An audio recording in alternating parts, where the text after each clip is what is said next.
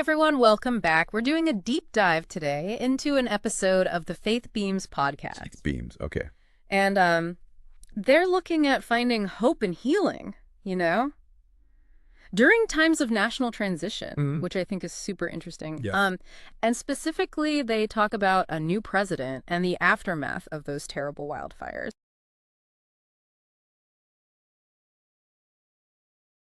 Wow. And I'm so curious to see how they're going to tie all of that together. It is an interesting mix, yeah. Yeah.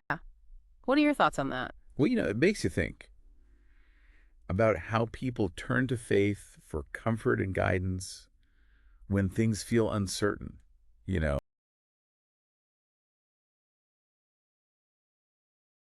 Right. In times of transition and upheaval. Exactly. And that's one of the first things they talk about is God's role in leadership. Okay. They're essentially saying that God is in control no matter who's in charge. Yeah.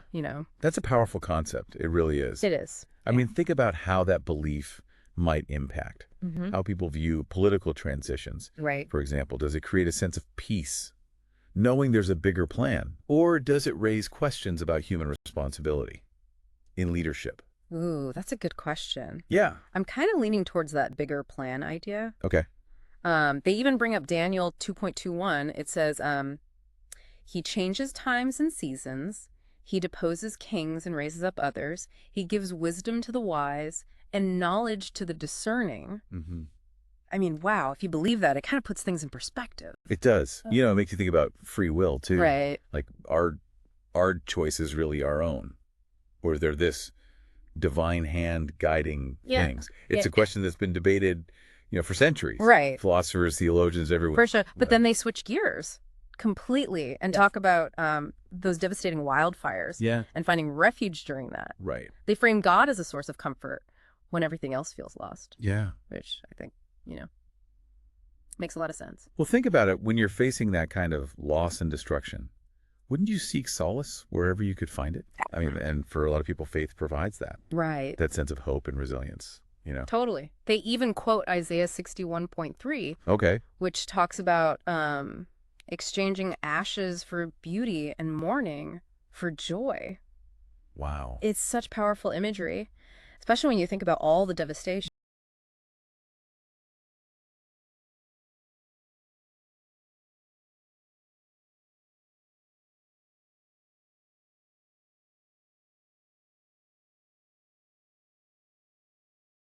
It's like this promise of restoration and healing. Yeah. Even when you've experienced profound loss. And, it reminds me of how throughout history, communities turn to faith to rebuild and find meaning after disasters. Right. It's almost like a collective coping mechanism. That's interesting. Yeah. What do you think about that? I can totally see that. Yeah. Finding strength in those shared beliefs and traditions. But then they kind of turn again. Yeah. And start talking about unity. Okay. And working together. All right. Even with all our differences. Yeah. Which seems like a pretty tough ask today. It does, doesn't it? It does. Especially with, all the political division these days. It's like everyone's retreating into their own little corners. Yeah, they're in their silos, yeah. Yeah, exactly. And they even pull out Colossians 3.13:14. Bear with each other and forgive one another. And over all these virtues, put on love, which binds them all together in perfect unity. Wow. But I mean, how realistic is that? It's forgiveness. It's a tall order. Unity. Great ideas, but putting them into practice, especially when people have these deeply opposing views, right, is a whole other story. It really is. It makes you wonder if there's like a blueprint for building that unity, right, or if it's more about individual choices. All right. Yeah, like how do you actually make that happen? Exactly. It makes you think about faith communities, right? Like, do they have a role to play?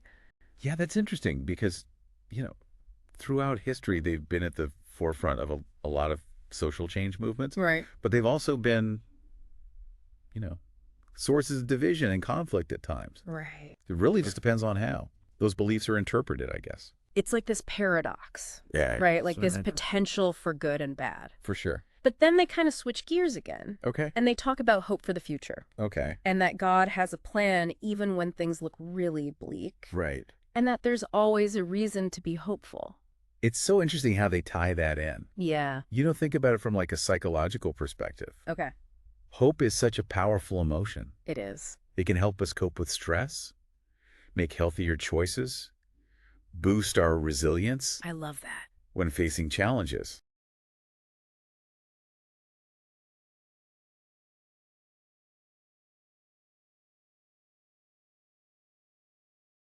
Yeah. It's like a self-fulfilling prophecy almost. Right. And they even quote Jeremiah 29:11. Okay. For I know the plans I have for you, declares the Lord, plans to prosper you and not to harm you, plans to give you hope and a future.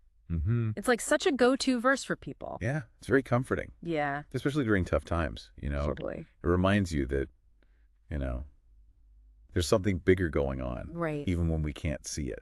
And that can be really empowering. Yeah, like even when you're facing the unknown, Right. you've got that. You have that sense of purpose Yeah, and yeah. direction.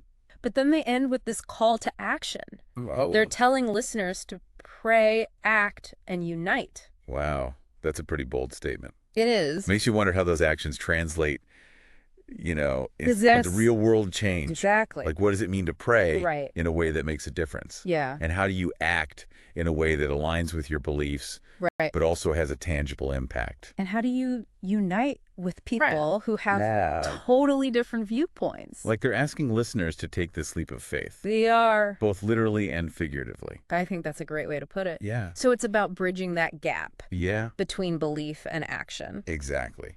Which can be tough, It can be so tough, especially today. especially in today's world. Yeah. So what do you think about that? Like, how do you approach that? I'm honestly still processing all of it. Yeah. It's easy to get caught up in the inspirational message, Right. but for me, it's the practicality Yeah. that I'm interested in. Totally. Okay, Yeah. I want to make a difference, but Where do you start? where do I even begin? Right. Yeah. I think that's where the real deep dive starts. Yeah. Okay. It's looking at those calls to action and figuring out how they might play out in our own lives. Okay. I like that. So let's start with prayer. Okay. What does that word even mean to you?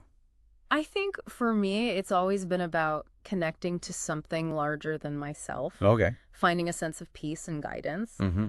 But I know that some people view it as like Yeah. a direct form of communication with God. Like asking for specific things. Yeah, Or interventions. exactly. Yeah, that's a key distinction. It is. And it highlights how different people might approach this, Right. this call to pray. Some are looking for strength. Yeah. Others are looking for specific outcomes. Right. And then there's the act part. Right. Seems straightforward. It does. But what are we talking about here? Yeah, like what actions? What kind of actions? Exactly. Are we talking about donating to charity, volunteering our time, protesting? I think it goes deeper than that. Okay. It's about aligning your everyday actions Oh, wow. with your beliefs, Okay. making conscious choices that reflect your values. Okay, so it's not just about the big things, it's the Yeah. little things too. It's about that ripple effect, I like the impact of our choices on the world around us. ripple effect. Yeah. That's good. And then, of course, there's the big one. Unity. Unity. How do we even begin to do that I know. in a world that is so divided? It feels like every time we take one step forward, We go 2 steps back. we get pushed back 2 steps. Exactly. But the podcast is hinting at something. Okay. I think it's the power of empathy. Yeah, trying to understand other people's perspectives. Even if you don't agree. Even if you don't agree, Right. it's about building bridges instead of walls. I love that. Recognizing that we're all part of something bigger. It's a beautiful idea, It is. but it's also really daunting. Yeah, it is. How do you bridge those divides Oh, when there's so much Anger. distrust? Yeah. I think it starts small. Okay. Maybe it's a conversation with someone who has different views, Okay. finding common ground on certain issues. Okay. Just planting those seeds of understanding. Yeah, chipping away at those walls. Exactly. But what about people who don't share the same faith That's a great question. as the Faith Beams podcast? Yeah. Do these ideas resonate with them? I think there are definitely elements of their message that are universal, Yeah. like the desire for hope, the need for healing, the call to action. It's like we're all human, right? Exactly. We all kind of experience that. It's that shared human experience, you Yeah. know? Regardless of your background, I like that. makes you wonder if we can translate these principles Right. into something more secular Yeah. to speak to a broader audience. So even if you don't agree with their beliefs, Right. there's still something to be learned from those Right. themes of hope, healing, and action. It's about finding a language that resonates you know. With everybody. Yeah, with everyone. It's like we're all on this journey together, We are. even though we have different paths. I think that's a really powerful message. It is. You know what you think? It's like they're saying, hey, we may not agree on everything, but Yeah. we all want a better world. It's all want a better world. Right. Exactly. And that's a good starting point. It is. But the question is, how do we take those good intentions Right. and turn them into action? It's the $1,000,000 question. How do we go from inspiration to implementation? That's the challenge, right? It's like we have this roadmap for tough times, but the terrain is anything but straightforward. It's like having a compass, Okay. but no map. I like that. You know, the direction, Okay. but not the path. Right. So how do we find our way? The faith beams, folks, talk about prayer, action, and unity, but those are really big concepts. Yeah. Or do we break those down, Right. into something we can actually use? Maybe start small Okay. instead of trying to solve everything at once. Right. You know, focus on one area Yeah. where you feel called. What speaks to your heart? Yeah, what speaks to your heart? Honestly, those wildfires really got to me. Okay. The destruction and the stories of loss. It was just so overwhelming. Yeah, that's a powerful place to start. Yeah. So how can you channel those feelings into action? They mentioned prayer. Does that resonate with you? It does in a way, Okay. but I don't think I'd be praying for a specific outcome. Okay. Like, please stop all wildfires. Right. It'd be more about finding strength and peace Okay. and even gratitude for what I haven't lost. That's beautiful. Yeah. It's about finding comfort, Yeah. in the midst of chaos. But what about action? What could I actually do Right. to help people affected by the wildfires? Well, there's always organizations that provide aid and support. Right. You could donate or volunteer. Yeah, and spread awareness too. Exactly. Like fundraising or sharing information. Those actions can really make a difference.